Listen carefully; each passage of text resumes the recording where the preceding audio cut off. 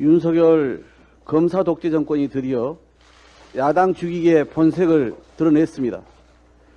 이원석 검찰총장, 송경호 서울지검장, 고영곤 4차장, 어미준 반부패 1부장, 강백신 반부패 3부장 등 윤석열 사단으로 채워진 검찰은 정부의 실정과 무능을 덮어주기 위한 카드로 야당 지도자 제거라는 극단의 선택을 하고야 말았습니다.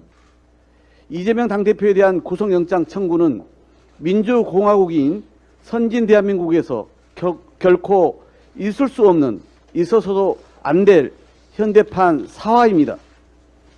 대한민국 권력을 장악한 서슬퍼런 검사들이 무도하게 휘두르는 불공정과 몰상식의 칼날로 국가 공권력은 최소한의 신뢰도 완전히 무너졌습니다.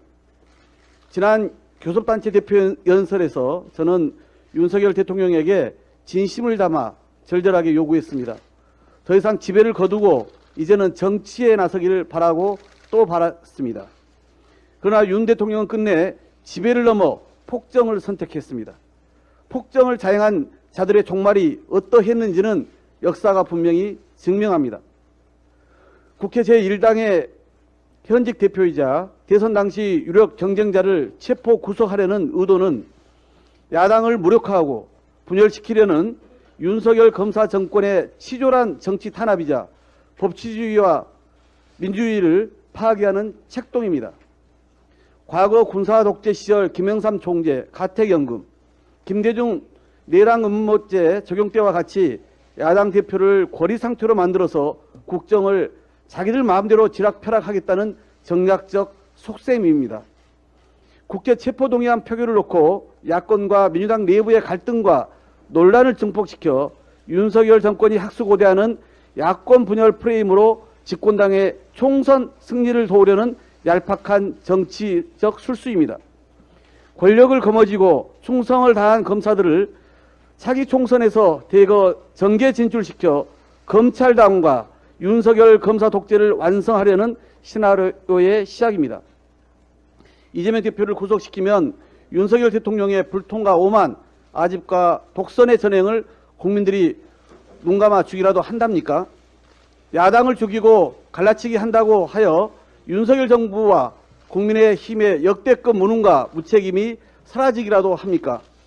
검찰권의 횡포와 남용 뒤에 숨어 대통령과 국민의힘은 주판알을 두들기며 상황을 즐기고 있겠지만 반드시 부메랑이 되어 역사의 심판대에 설 날이 올 것입니다.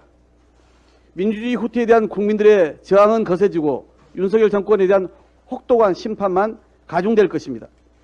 윤석열 검찰의 구속영장 청구는 법리적으로도 부당합니다. 당대표에 대한 구속영장 청구는 최소한의 요건도 갖추지 못한 정치영장입니다.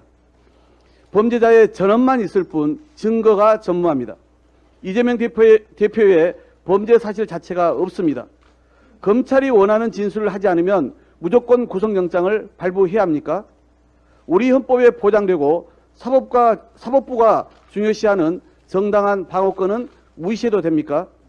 이 대표는 검찰 수사를 피한 적도 없고 인멸할 증거도 없고 도주 우려는 결탄코 없는 제1야당 대표입니다. 더구나 야당 대표에 대한 전례 없는 세 차례 소환에도 모두 응해서 수사에 협조했습니다.